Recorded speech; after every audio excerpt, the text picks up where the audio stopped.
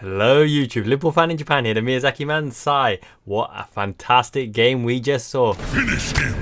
What the? Well, against Man City, his palms are sweaty, vomit on his sweater already left over pep spaghetti. Gosh golly, no foul, he's playing the ball. Jeremy Doku channeling his inner Liu Kang. Should have been penalty, right? We'll get onto it. Guys, I told you, have faith in this Liverpool team. Have faith in Jurgen Klopp. Have faith in the boys. They really came to play. This is Anfield. This means more. How many of you, when Ibu Konate wasn't even in the squad, when he turned up in the car with Curtis Jones, with Trent Alexander-Arnold, were like, oh, no chance. What, against Haaland? Oh, Gomez has got to go in the middle. Quansah's playing. Why don't you put Andy Robertson at left back, natural left back, and Gomez in the middle? Gomez and Van Dijk. Quansah, oh. Right, hands up. Not me. Had faith in Quansah. Quansah has really come to prominence. In fact, Quansah and Van Dijk statistically, I think, have had the best numbers in terms of a partnership of any defence. Obviously, they've played together in certain games, right? Obviously, Konate's played the biggest games and Matip played the biggest games at the start of the season as well. But put some respect on Jarell Quansah's name. 21 years old. Breakthrough season. Coming in against Erling Haaland against Manchester City. He was flawless. Absolutely spotless. Composure, skills, tiki-taka footwork, shimmies, Cruyff turns, a bit of everything. The only time he's a bit in trouble and dispossessed when Van Dijk gave him a bit of a hospital ball. A lofted ball with slow pace into the body which bobbled up on him. But apart from that, playing the ball through the lines, bringing the ball through the lines himself, a la Matip, running like a giraffe. Brilliant headed clearances, tackles, marshalling the defence. What an amazing performance. This man is a true bred centre-back and he's a viable centre-back option for the long term. Matip, Van Dijk, Konate, Quansah, Gomez. That is a fantastic set of centre-backs already. You can already say Quansah is reliable in the biggest games because there is no bigger game than Manchester City, right? And then Connor Bradley to the right. Imagine that right-hand side. Connor Bradley, Harvey Elliott, Jarell Quansah, Dominic Szoboszlai, who's relatively young as well, right? What a fantastic shift that they put in. Connor Bradley absolutely had Ake on toast. Every time in offensive third, deliveries, just need a bit more clutch, a bit more clinical, but defensive attributes, absolute steam, heart of a lion, up and down stamina, thoroughbred, true right back who can do a bit of everything. A right-sided Robbo, but technically better than Robbo as well. Discipline, did exactly what Klopp asked of him, inverted inside when needed, bombed down the wing, caused Ake all sorts of problems, done a number on the left-hand side. And when he was totally gassed and we gave everything he had to give, that's when we inverted Gomez and swapped him over to the right-hand side to bring Andrew Robertson, Scottish thoroughbred, part of the leadership group, to see us home. And Gomez on that right-hand side was super effective. In fact, Gomez must be in one of our top 3 players of the season because he is the only one from the defence who consistently adds a body into midfield, takes the ball in troubled places. They look for Gomez because they trust his touch, trust him to get his body in the right position, play it out, add an extra body as defensive shield. I told you Gomez would start at left back because against Foden cutting aside, it's Alvaro Arbeloa against Lionel Messi, except for the fact that Arbeloa never stepped into midfield, but Gomez is very comfortable inverting into midfield. He started on the right hand side, then when he's coming for left back with Connor Bradley on the right hand side, he is the one that added that body to the midfield, him and Endo being that power shield. And credit to Emperor Wataru Endo, the enforcer, Big E, the man mountain, the god emperor of mankind. Wataru Endo showed what he is about on the biggest stage. He was the one that shone. This is the worst game that Rodri's played all season, and not by chance. And Kevin De Bruyne scratching his hair, ruffling his hair. Guys, comment below right now. Smash like, comment below. Do you want me to go through all the SPO TV highlights and compile exactly what Wataru Endo did in this match? Get all the clips, all the footage, and explain how a Japanese legend, 25 years old, still in the J-League, how we are trained in the Japan J-League, because I play non-league J-League football, by the way, Lucha FC. I'll do another video on that. From a young age, the positions you get your body to, how to couple the opposition so they can't turn you, they can't roll you either side. He's got something called the press step, which is the body goes in contact with opposition and then you wrap your foot in to nudge them. When you buff it into them, it's a foul, you knock them over. But what you do, you slow down just in time to boop, boop, chest to the back without impact, and then you put your foot in, right? Which means the opposition can never turn you because your physicality is in a way. You've got to have balance, strong core strength to do that. And Endo is the absolute master of that, like a shadow. He's like your opposition player's own shadow. He sticks to you, wraps his leg around, because shadows are intangible, right? They can do the flimsy, flamsy, whatever. And he buffs the ball away. which means that your teammate can come and pick it up and collect it, or the ball gets moved into a position where the opposition hasn't got control of it. Master of the dark arts, Endo was dominant, and I need to find the Japanese commentary of this match. I need to watch the highlights back as well, because when Wataru Endo goes in for tackle, right, it's like, oh, Soboslai's in the tackle, Mac Allister's in the tackle, Rodri's in the tackle, you know, Kovacic is in the tackle, but when Endo goes, Endo-sama! But, you know, just, it's different. When Endo goes in, the impact is different. The crowd's like, and opposition's like, and rival fans are like, whoa. It's different when Endo goes in for the tackle. It's that crunch, like Kellogg's cornflakes crunch, all that sugar molecules crunching in your teeth, absolutely rotting the opposition. You know, take the shins, take the legs, nothing past. When he goes in, he means business. And Wataru Endo, close to the end of the game, that chance for Gakpo, right, which I don't know why Gakpo didn't shoot first time. I must see it back, because he wanted to shift it out and pass it when he had the first time shot on. I'm pretty sure he had the first time shot on. Endo went in there and buffed it with the head. He leapt like the spring salmon of youth. In the springtime of youth, when the sakura flowers are blooming, he was flying up there like the fish. Backwards header into Gakpo. I thought that was it. He knew the opportune time to come up and say, I'm going up there, you play me in, I'll win the ball in the air, and you finish it, my son. Unfortunately, didn't drop to the right player with confidence to hit it first time. However, he created that opportunity, and actually he went forward more than on one occasion, asking for the ball to be slipped through to him, a through ball, a chipped ball over the top, but they didn't pick him up. I don't know why. His finishing is top notch. He would have volleyed it top bins. Anyway, this was the most dominant performance a player has played against Kevin De Bruyne probably in the history of world football. He did exactly the same thing to Luka Modric on the international stage when Modric was in his prime, and against anybody, he does not give a shiz whatsoever. Look at this picture. De Bruyne is like, it's him, I can't play because this guy, he's too good. And Pep's like, I know. Calm down, Kevin. Rodolfo, we got to take KDB off. Endo's too good today. He's too good right now. But seriously, Wataru Endo-sama and Big Mac Allister dominated the midfield. This is the first time that we've dominated Man City's midfield, maybe ever. I've never seen such domination of the midfield. Wataru Endo and Mac Allister is a dream pairing that gives us balance, pass through the lines, get their foot on the ball, not afraid to get dirty, technical ability, first touch, brave, techers, good, absolute warriors who track, who defend, who have the offensive transition in them, who go into space, who drive forward, who take a game-winning penalty, who leap like a salmon. They got everything amongst them. Emperor Wataru Endo and Ginger Ninja Mac, ideal.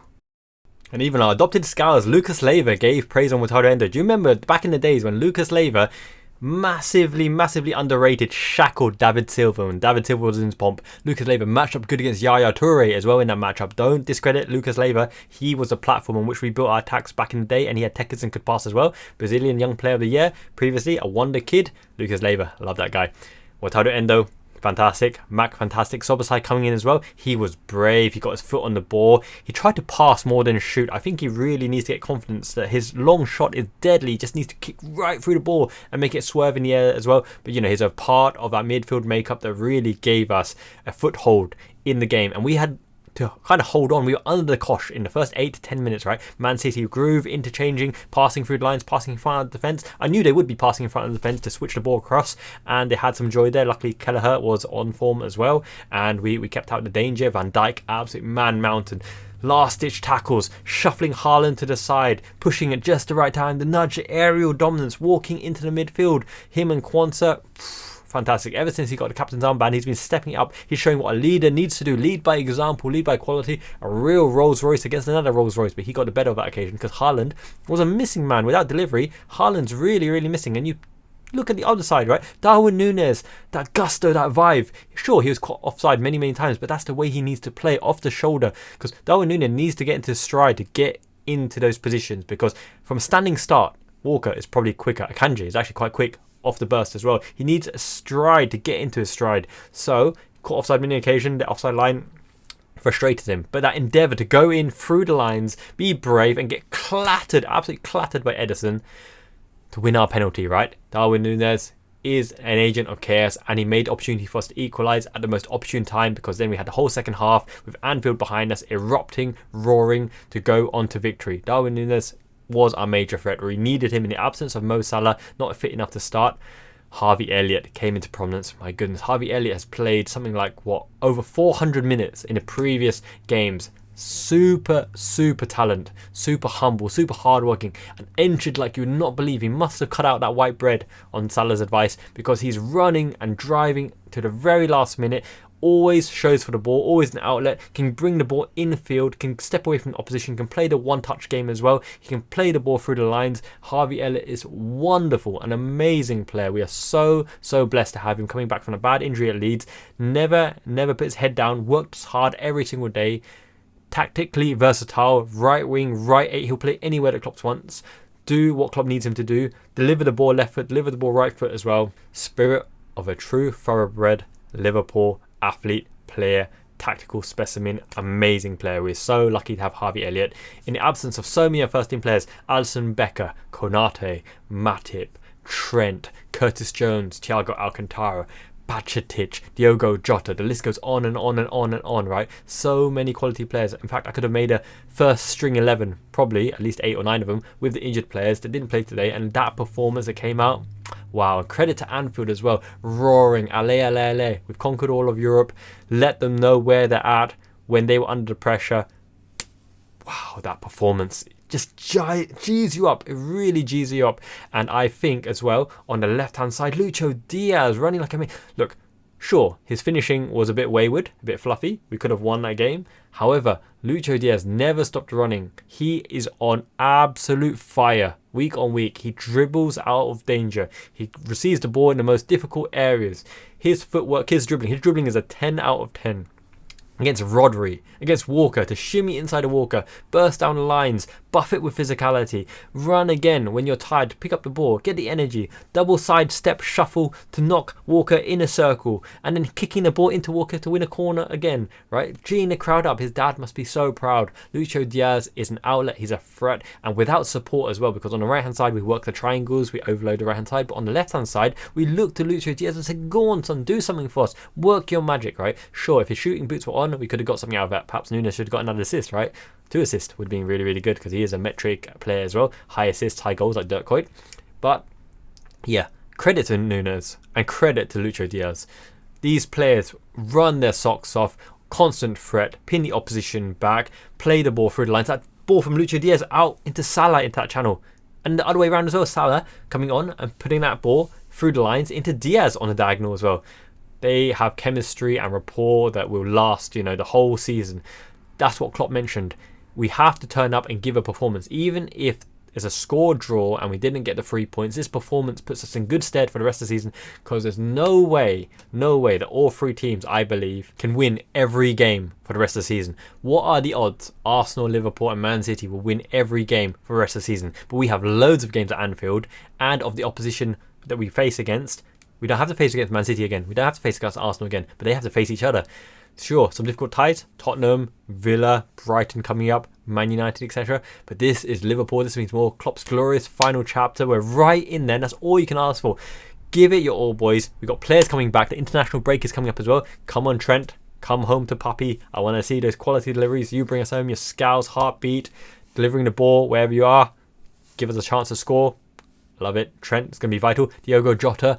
Our Slaughter coming back as well, adding the clinical finishing. Hopefully Gakpo can get his shooting boots on as well. These players are giving absolutely everything. Gravenberch just coming to form at the wrong time, getting crunched by Caicedo, but he'll come back in as well. The extra body. Curtis Jones, one of our players of the season, he'll come back in as well. We've got so much firepower, so much quality. We can do it. Konate, good news. Hopefully he'll be back from Man United. We could really do it for him in that matchup. Højlund did not get a shot away, I don't think, against Konate and against Van Dijk. Simicast with the quality deliveries, Robertson, Connor Bradley. Wow, this squad, man. I love this team. I love this squad. Every single game is a fairy tale and it's exciting at the moment. And I really believe even in the 98th minute that we can do something in every match. Against Forest, it was proven as well. With Darwin Núñez on the pitch, you've always got a shot. Manchester City came to play. They did really well in the opening third of the match. They had chances, and this is why you can't be disheartened too much with a 1-1 draw, because no matter what, we're still above Manchester City. We've got a better goal difference than them. They have to outperform us in every match till the end of the season. Arsenal are ahead, right? They have the goal difference as well, but do you trust Arsenal, the flaky Arsenal, to hold it? Because if they get one injury, a major injury, right, to Saliba, to Gabriel, to Odegaard, for example, to Saka, do you think they would cope as well as we did with under this controversy and, you know, adversity in terms of the injury front. I highly doubt it as well, right? So this is going to be really, really exciting. I think the mentality monster mantra will come through at the end of the season, and we'll really see where we end up. We got a chance to rest some of the key players against Sparta Prague now, because we did the job in the first leg, 5-1. We're at Anfield as well, and we had the big guns on the bench, you know, just in case as well. So things are looking very, very promising, very, very good. It's very, very exciting as well. It's not the end of the world, the 1-1 draw. They had chances, right? That Doku shot that hit inside the post, an inch either way, and, you know, it could be a different conversation altogether. That Foden chance, not really a chance, but Kelleher punched it into his head, and if it rolled in, that would have been a travesty. But it happened. It's something that happened, and it hit the bar and went over, right? Luck was with us on that occasion, so maybe it balanced itself out. Doku's post shot, Foden's headed rebound of Kelleher's punch, maybe it evened itself out in the end. And let's go to that penalty call at the end. Well, before we even get that, Ederson's off injured, right? Let's see what injury he sustained with the Darwin Núñez knock as well, because, you know, that made a difference as well, right? Ederson off the pitch. Their backup keeper actually did quite well. That toe poke on the run from Darwin Núñez, I thought that was a good chance as well. But yeah, that last minute penalty. Now, when the ball's in that height, right, Doku attempted to play it. Slight touch on the ball, but smacks Mac Allister in the chest. I think is a penalty. Anywhere else on the pitch is a penalty. Klopp thinks it's a penalty. You've studded him in the chest. But his knee was bent. It wasn't fully forceful. The impact wasn't humongous. And he did touch the ball, which gives the referee an opportunity to say he touched the ball, he tried to play the ball. When the ball is in there and coming into your penalty area, Mac Allister was brave to get into that position. But what could Doku do? Sometimes you've got to try to get the ball to play the ball, because otherwise Mac Allister literally just brings down the ball, and then what if he slides to someone, they shoot and they score, like Champions League final against Tottenham. Matip got the ball, slid to Origi, goal, right? So I think it was a penalty. Anywhere else on the pitch was a penalty. If Michael Oliver was sent to the VAR monitor, I think he would have called a penalty. He called it in real time that he saw it and he thought he got the ball. VAR didn't want to overturn his position, probably a buddy call. They want to put you in trouble. They want to overrule the referee, re-referee the game, whatever. The correct decision for me would have been penalty. But I can understand, based on the sequence of play and against Manchester City and in the last minute and the repercussions and all that kind of thing, even though it's not right,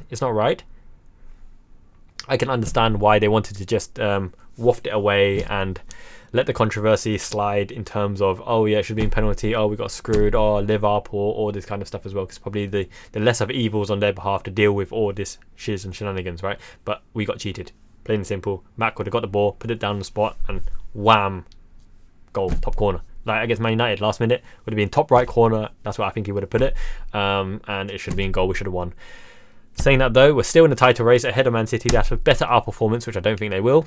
I think it's all G'd up for the most glorious final finale of Klopp's glorious Liverpool chapter, and I can't wait. And Klopp doesn't give a shit anymore. In the press conferences, he's unleashing and going all out, and, you know, absolutely battering the media and pundits and anyone who stands before him. PGMOL, Klopp don't like you, mate, but hey ho. And a quick one as well, I just saw some comments around they thought the Endo offside Carabao Cup final preventing the runner from blocking Van Dijk, that it was similar to this particular one that was blocking Mac Allister from Stones' corner goal quality delivery from KDB. Stones hit it in, but you can't be offside from a corner, which means the interfering of play wouldn't have been acknowledged, because the thing that counted against Endo was the fact that he was offside, not the fact that he was blocking the opposition, because he became active when he blocked the opposition. So either way, it's a BS corner Carabao Cup, but we won that cup, right? One in the bag, baby. Let's do the parade. But yeah, that can't have been offside. It was a corner. Like this video. Make sure you smash a like. Let me know in the comments below what you thought of the game, reactions as well. I love the comments stacking up. If we get loads and loads of comments here, I will just do lots and lots of research and lots of compilations and review and comedy skits and whatever you like. Just let me know in the comments below what you'd like to see, and let's do it. Let's do this week. Miyazaki Man Ichiban, you'll never walk alone. Liverpool, I'm so proud of you. That was an amazing performance. So incredibly proud. Janet.